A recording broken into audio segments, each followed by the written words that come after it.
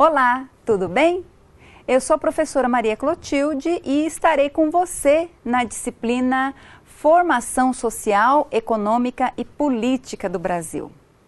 Qual a importância dessa disciplina para você, acadêmico do curso de Serviço Social? É de fundamental importância, porque por meio dos nossos estudos, juntos, refletindo, analisando, aprofundando o entendimento, você terá a oportunidade de melhor conhecer este processo de constituição do Brasil, desde o início no processo de colonização, até passando pela industrialização, até a atualidade. Então, te dará condições de entender a organização social, política e também econômica do Brasil e, nessa perspectiva, a inserção das políticas sociais implementadas a partir de um determinado momento da história. Então, como é que isso acontece? Na aula de hoje, nós falaremos sobre o início da colonização no Brasil, como é que isso aconteceu, qual a importância que isso teve e por que, para muitos teóricos, o Brasil não passou pelo feudalismo, por esta etapa, pelo feudalismo, uma vez que ele se insere neste processo de exploração comercial característico do mercantilismo. Mas vamos ver melhor isso a partir dos nossos slides. Vamos lá. O tema da nossa aula de hoje, tema 1, é a formação colonial brasileira. Os objetivos da nossa aula. Eu pretendo que você, ao final da nossa aula, ao final da nossa exposição, do nosso estudo, você possa responder os seguintes questionamentos. Qual foi o contexto econômico que ofereceu condições para a formação do Brasil, considerando a estrutura montada por Portugal para a apropriação do excedente colonial do Atlântico Sul? Qual foi a forma pela qual o capital comercial se concretizou no Brasil? Quais foram as características do chamado antigo sistema colonial e sua relação com a formação do mundo atual? Então, comecemos a partir, claro, do processo de colonização brasileira. A história da colonização brasileira tem início por meio do quê? Por meio da expansão ultramarina do Império Português, que foi, por assim dizer, o representante audaz do capitalismo comercial. Então, por meio do domínio português, o Brasil exportou grande volume de riquezas para todo o continente europeu. Então, veja, desde o momento em que os portugueses aqui chegaram, a ideia era de que o Brasil fosse uma colônia de exploração. Como é que isso acontece? Então, veja, desde o século XIII, o mar Mediterrâneo funcionava muito bem para a realização do comércio.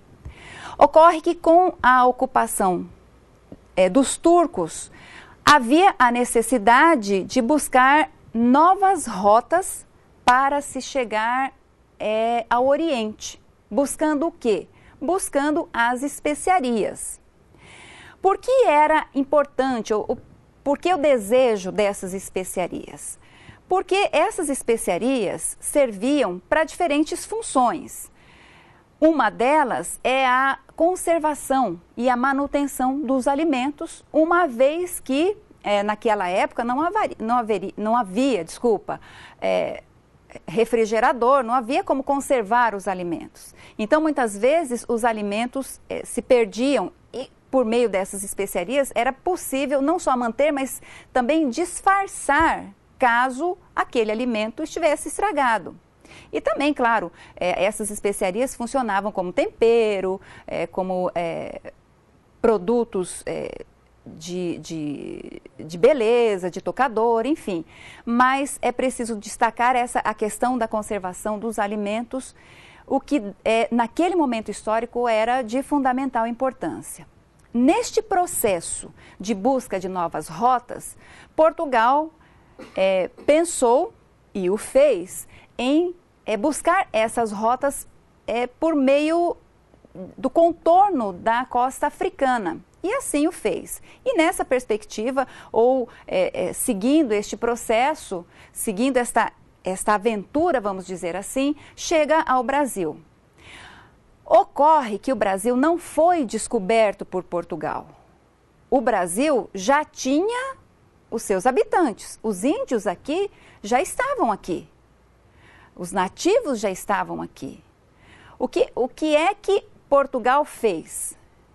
Aqui chegou e apropriou-se do território, desconsiderando aqueles que já aqui viviam, que a rigor seriam, enfim, os donos desse território.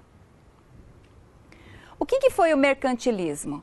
Na passagem do feudalismo para o capitalismo, da mudança de um modelo produtivo para o outro, o mercantilismo toma forma, tendo as navegações e descobrimentos desta época importância fundamental para a aceleração desse processo.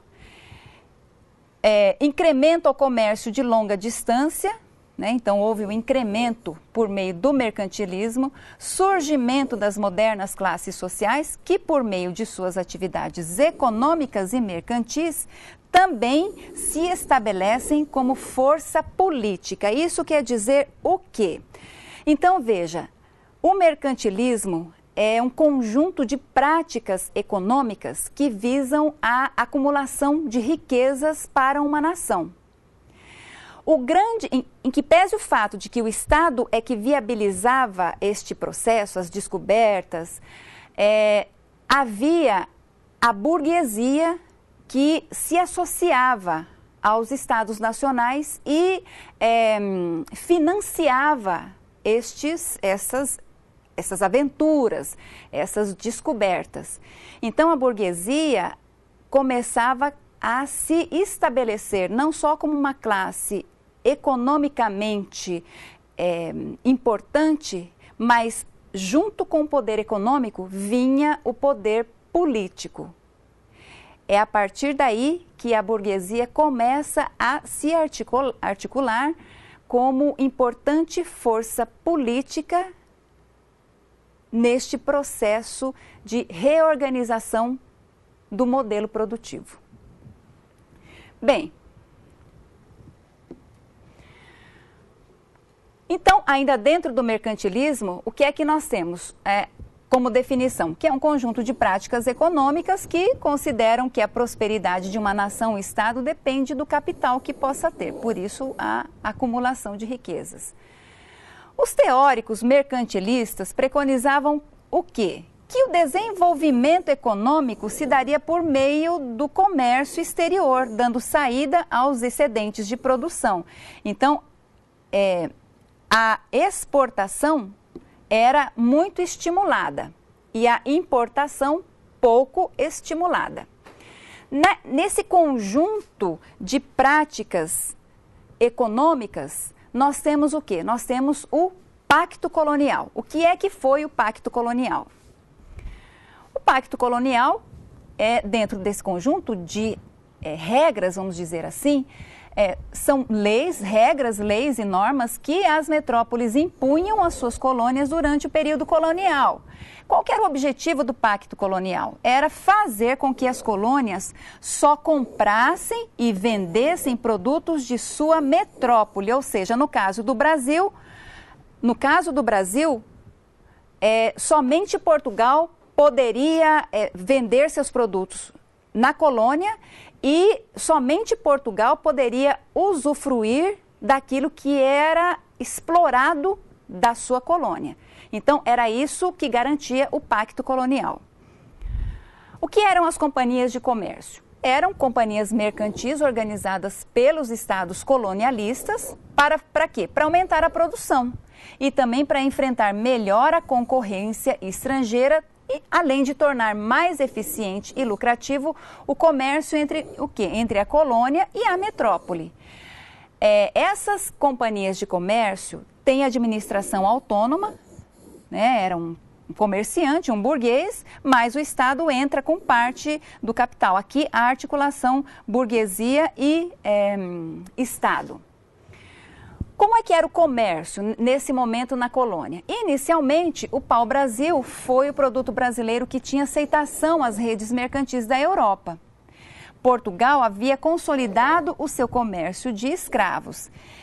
Ocorre que o excedente econômico veio da produção de açúcar baseado na mão de obra africana. Então, o que isso quer dizer? Inicialmente, o que é que se explorou do Brasil? O pau-brasil. Então, veja, o Brasil era considerado como uma colônia de exploração, ou seja, explorar todo o potencial que essa colônia pudesse oferecer à metrópole. Então, foi exatamente isso que aconteceu. Exploração do pau-brasil, exploração do açúcar, exploração do ouro, das riquezas, dos metais preciosos, enfim, exploração da borracha, exploração por meio do café. Então, veja, o Brasil era visto como uma colônia, como um lugar no qual a metrópole deveria explorar ao máximo as riquezas, só que isso não voltava como um benefício para a colônia. Pelo contrário, era apropriado pela metrópole e beneficiava somente a metrópole. Por isso, o Brasil foi considerado uma colônia de exploração. Portugal, nessa fase, havia consolidado o comércio de escravos. Então, Portugal se destacava no comércio de escravos. E isso foi muito importante, principalmente em relação à produção de açúcar. Então, era necessário, para a produção de açúcar, uma quantidade representativa de mão de obra que pudesse ser explorada. Aí entra a questão do comércio de escravos e Portugal ganhou muito dinheiro com esta atividade, que era considerada uma atividade comercial. Brasil, colônia de exploração. Por que era uma colônia de exploração? Devido à forma como foi organizada a produção que interessava ao sistema econômico. As mercadorias que aqui eram produzidas destinavam-se ao mercado internacional, favorecendo a metrópole. A marca dominante, portanto, foi a submissão aos centros hegemônicos do capital, sem a formação de um mercado interno que possibilitasse ao país alcançar os padrões compatíveis com o capitalismo desenvolvido. E o Brasil sofreu em função disso. Muitos teóricos dizem que não sofreu, que sofre ainda na atualidade em função da forma como inicialmente o Brasil foi explorado, foi organizado.